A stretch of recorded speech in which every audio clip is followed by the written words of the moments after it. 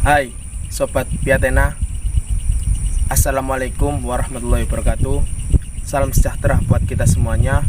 Hum Swastiastu, Namo Buddhaya, salam kebajikan. Baru pertama ini kita syuting malam, menguak sejarah tentang Petrus sesuai request sobat-sobat Piatena. Kalian penasaran apa itu Petrus? Mari ikuti kami.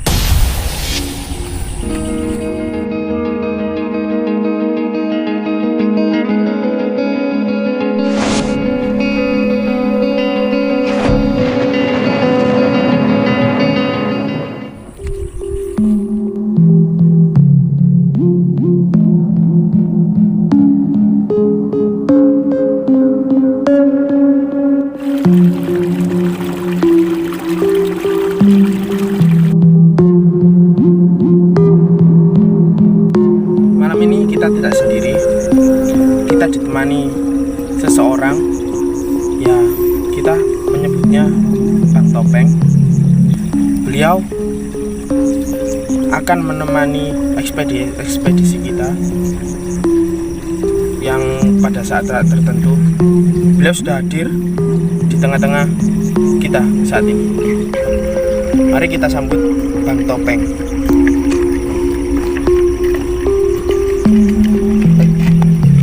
Malam Bang. Malam. Sebelumnya saya mau bertanya dulu. Oke. Kenapa Anda ini dipanggil Bang Topeng? Dan kenapa alasannya? Bang Topeng itu kan sebenarnya panggilan ya karena saya pakai topeng, makanya saya dipanggil Bang Topeng. Kali ini kami dan tim akan menyiapkan beberapa pertanyaan untuk Abang. Dan kita benar-benar membahas fenomena-fenomena yang belum pernah didengar telinga masyarakat daerah, yang konon katanya di sini adalah tempat pembantaian Petrus. Apakah benar? Nanti saya ralat. Sebenarnya bukan tempat pembantaian, tapi tempat pembuangannya. Pembuangan mayat. Pembuangan Petrus. Bisa diceritakan sedikit ulasan-ulasan cerita konon katanya masyarakat di sini banyak hal-hal misterius atau sejarah-sejarah yang ada di sini. Oke.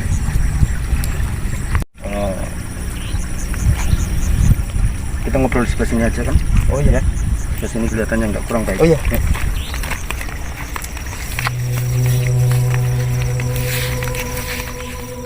Jadi pas waktu ini bercerita soal ini ya, soal apa namanya? Sejarah daripada Petrus sendiri. Jadi waktu itu sekitar tahun 80-an, kejadiannya sudah lampau sekali. Cuman waktu itu benar-benar sangat membekas di masyarakat. Lebih-lebih orang-orang yang kelahiran di atas tahun 80-an. Waktu itu Petrus atau penembakan misterius menjadi mitos sebenarnya. Lambat laun ternyata itu bukan lagi menjadi mitos, tapi sudah menjadi bagian dari sejarah atau kisah nyata. Pada dasarnya sebenarnya kisah nyata itu kan terdiri dari asumsi-asumsi masyarakat yang kemudian ditemukan bukti-buktinya, termasuk tempat pembuangan mayat-mayat korban Petrus itu. Jadi tempat pembuangannya itu di sini, lebih tepatnya di daerah ini, di sini. Berarti ini langsung dari tempat pembuangan mayat itu terus. Iya, waktu itu. Dan banyak saksi juga warga setempat itu yang melihat bahwasanya ini secara metafisik kadang-kadang itu ketika mereka lewat pas waktu itu mau maghrib atau malam hari, itu kadang-kadang mereka munculnya itu beragam. Bahkan ada yang menyerupai, ya mohon maaf, menyerupai orang yang gak punya putung, ada yang gak punya kepala seperti itu. Jadi bisa diasumsikan mereka masyarakat menganggapnya, oh ternyata hantu atau jenis hantu ini merupakan korban dari Petrus. Saya sendiri kurang begitu paham, tapi yang saya rasakan secara metafisik memang itu hanya jin, jin yang menyerupai korban dan korban seperti itu. Singkat ya sejarah dari Petrus sendiri.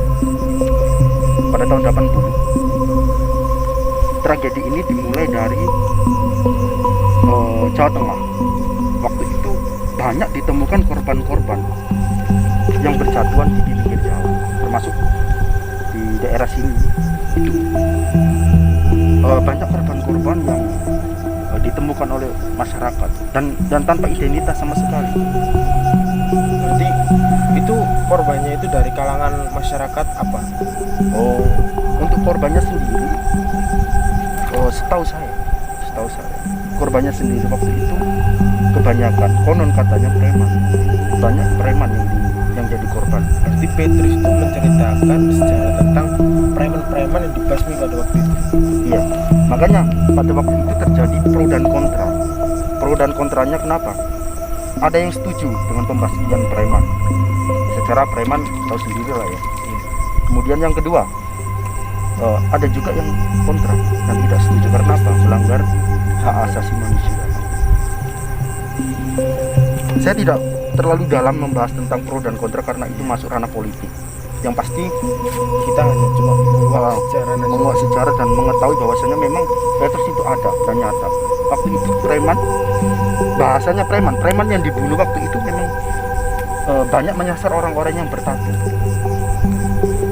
Orang biasa meskipun bukan preman tapi bertatu. Dulu banyak ketakutan. Berarti itu orang bertatu tuh pas tahun 80-an itu dikiranya preman. Pasti dibantai. Dari orangnya sendiri pun ketakutan. Takutnya saya dituduh preman atau dan lain sebagainya. Karena identitas orang bertato, orang dulu itu menyebutnya juga orang yang nakal kata tulis.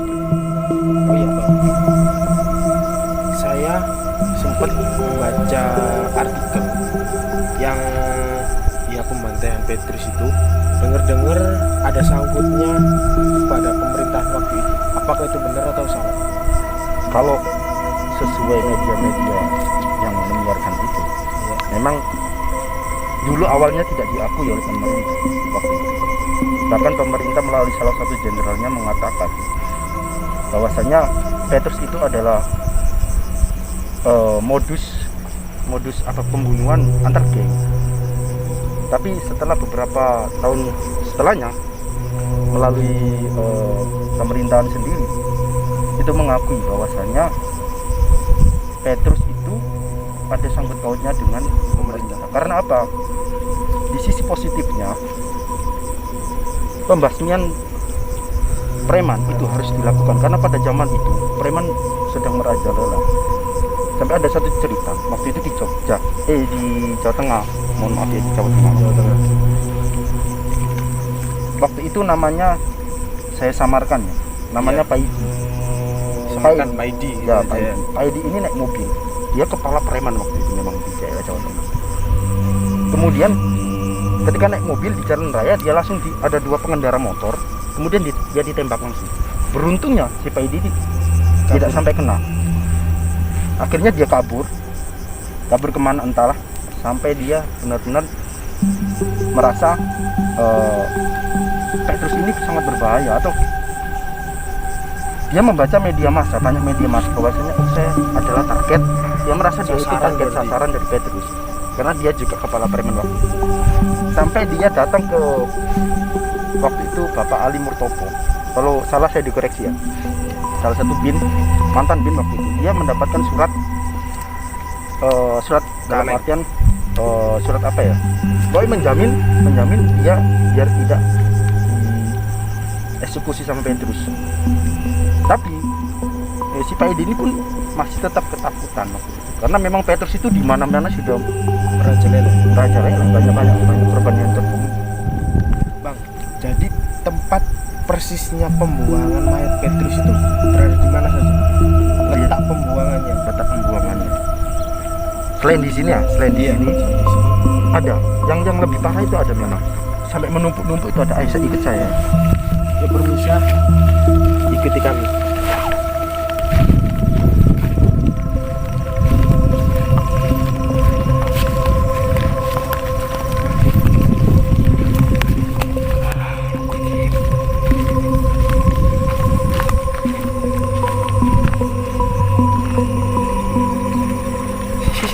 mana bang letak?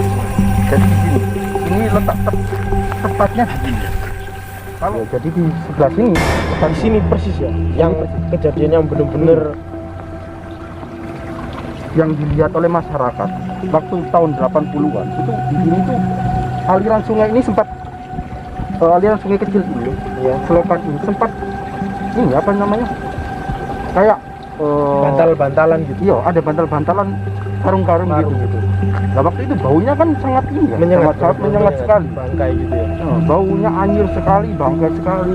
Kemudian banyak warga datang terus lihat ternyata di dalamnya mayat tanpa identitas mayat. Jadi banyak, sekitar waktu itu kira-kira sekitar 4 sampai 5 mayat waktu itu. Jadi bertumpukan ya. Jadi aliran sungai ini sempat kayak apa ya, buntu gitu loh. Sempat buntu karena apa ya? Karena tumpukan mayat itu. Dan pasca kejadian itu banyak kejadian mistis yang ada di sini. Termasuk ketika orang mau berangkat ke pasar, kan ini kan jalanan pasar. Kalau ke sana kan Umay tahu sana itu pasar sudah. Itu apa, jalan kota, jalan besar, jalan utama. Orang pasar, orang daerah sini, kalau mau ke pasar itu lihat ke sini. Dan di sini letak persisnya. Maksudnya penampakan lah, katakanlah seperti itu. Misteri lah. Di sini gimana ya bang? Dari tadi itu hawanya itu agak-agak gimana gitu ya? Iya memang. Beda Tapi, sama yang di sana. ya tapi saya sudah izin dari tadi, saya sudah izin. Dan beliau semua ini sudah mengizinkan asalkan diceritakan sama persis, nggak boleh ditambah-tambah ataupun dikurangi. Betul.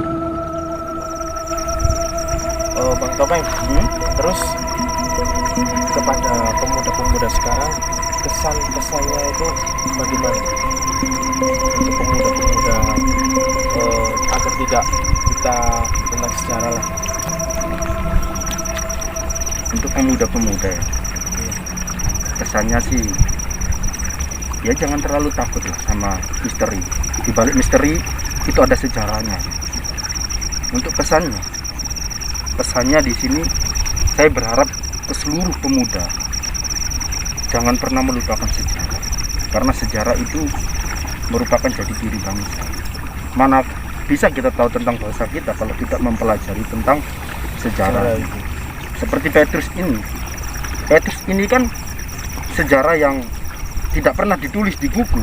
Iya. Tapi kita, kamu dan teman-temanmu sebagai pemuda wajib mengerti, setidaknya mengetahui tentang tragedi penembakan misterius ini. Seperti itu. Berarti di sisi lain kita tahu tentang sejarah, di sisi lain kita juga belajar tentang apa? Kim. Bentar bang.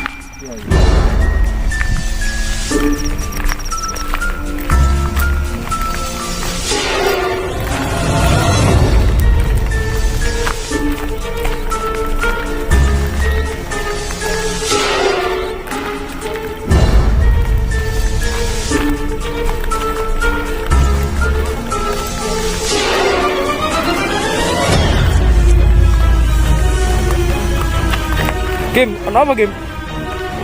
Kenapa? Di sini ya. Katai. Barusan kameramen saya melihat sesuatu yang ada di sini. Entah itu makhluk apaan ya bang? Atau mengode untuk kita ceritakan lebih banyak. Ini benar-benar terjadi kan abang tahu sendiri menyaksikan ini. Itu benar-benar apa yang makhluk ini ingin katakan kepada kita. Sebenarnya dari tadi juga saya melihat, cuma berhubung kameramen tadi kayak ada energi yang menarik kameramen dan datang ke sini. Ini sosok gondoruo tapi perempuan. Oh, lebih tepatnya kalau sekarang namanya Wewe Gombel. Tapi kita nggak perlu takut ya, karena dia berharap untuk diceritakan. Ternyata dia di sini ada. Dengar gak? Dengar. Iya. Gua dengar. Ya sudah. Jadi gini. Si Wewe, ya saya netralkan dulu.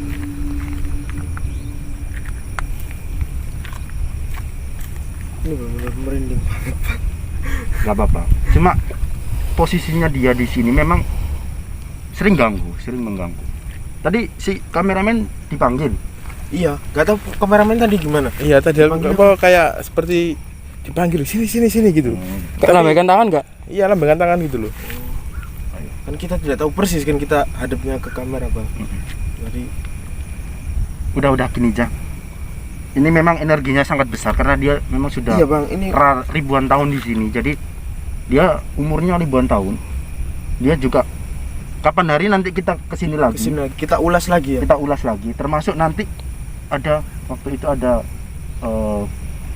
teman saya waktu masih kecil itu diculik sama dia ini. Tapi dia nanti biar saya bujuk untuk bercerita setidaknya saya mau menceritakan dia lah tentang penculikan, apa modusnya dan lain sebagainya, motifnya apa. Kalau sekarang tahu sendiri kan hawanya sudah kayak gini, udah gak enak. Kita ada sudah bunyi, dulu ya bang ya. ada bunyi-bunyian. Iya benar bang. Oke. Yuk. Oke, sobat Udah. Maitana, kita sudahi dulu investigasi pada malam ini. Kita akan lanjut ke video berikutnya. Jadi stay tune tetap di Maitana Channel. Kat bang, malah gue merasa berat ya. Yuk.